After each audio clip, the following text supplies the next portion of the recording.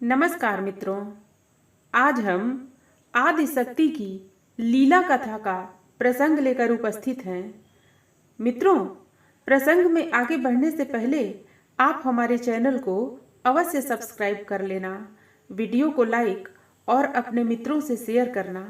एक छोटा सा कमेंट्स लिखकर हमारा उत्साह वर्धन जरूर करना मित्रों।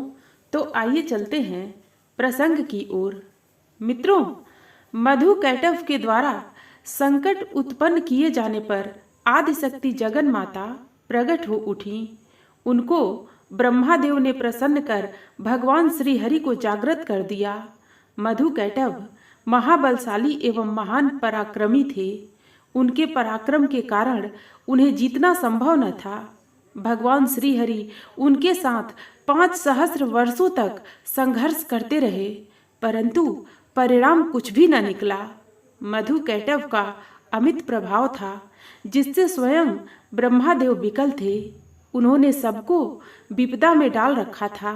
ऐसे मधु कैटव को महामाया ने मोह में डाल दिया। वे दोनों सम्मोहित हो गए। महामाया के इस सम्मोहन से किसी का भी बचना संभव नहीं है। इसके प्रभाव से किसी को चेत नहीं रहता। सभी अपने जीवन की दिशा भटक जाते हैं, कुछ का कुछ करने लगते हैं।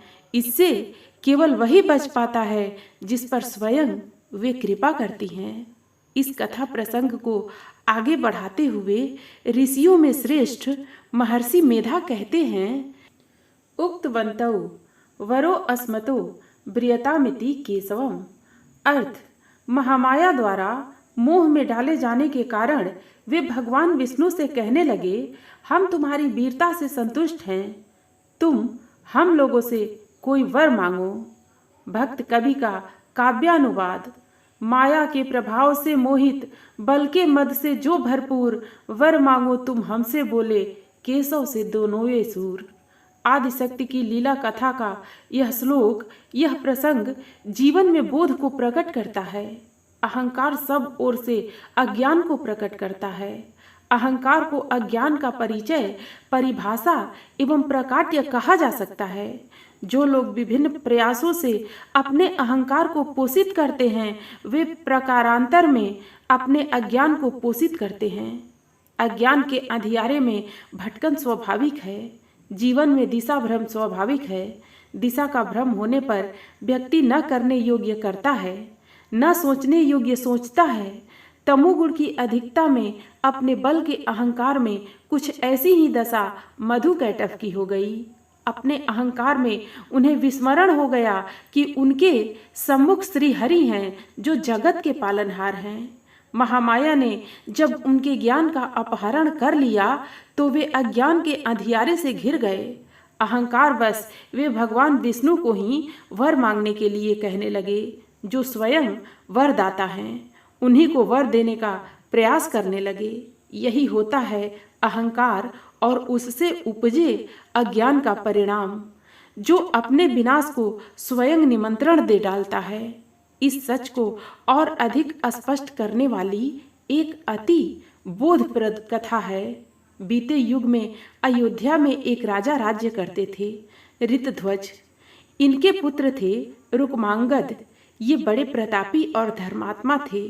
इनकी पतिव्रता पत्नी का नाम विंध्यावती था। उनके गर्भ से एक पुत्र जन्मा, जिसका नाम उन दोनों ने धर्मांगद रखा। धर्मांगद माता पिता का भक्त और धर्मपरायण था। महाराज रुक्मांगद आदिशक्ति माता गायत्री के परम साधक थे। गायत्री साधना के साथ वे एकादशी का व्रत किया करते थे। एकादशी का व्रत और गायत्री साधना उन्हें प्राणों से अधिक प्रिय थे। उनकी प्रेरणा से उनके राज्य में रहने वाले सभी निवासी एकादशी व्रत एवं गायत्री साधना में तत्पर रहते थे। पूरे राज्य में 8 वर्ष से लेकर 80 वर्ष तक के सभी लोग गायत्री साधना व एकादशी का व्रत पालन श्रद्धा से करते थे। इसी का प्रभाव था कि उनके राज्य में कोई भी मृत्यु के उपरांत नरक नहीं जाता था। इस प्रभाव से यमराज बड़े चिंतित थे।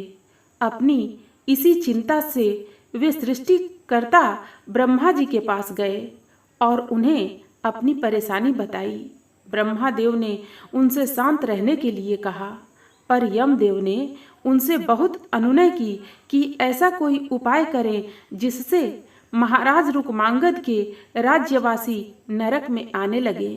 यमराज के बहुत प्रयत्न करने पर ब्रह्मदेव ने माया से मोहिनी नाम की स्त्री रची और उनसे कहा कि तुम जाकर रुक्मांगद के अहंकार को जगाओ।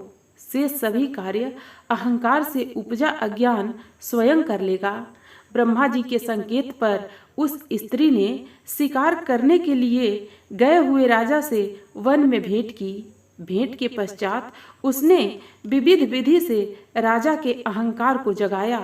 मोहिनी के प्रयत्नों से राजा रुक्मांगद के अहंकार से उपजे अज्ञान ने उन्हें सम्मोहित कर दिया और तब उन्होंने मोहिनी से विवाह कर लिया।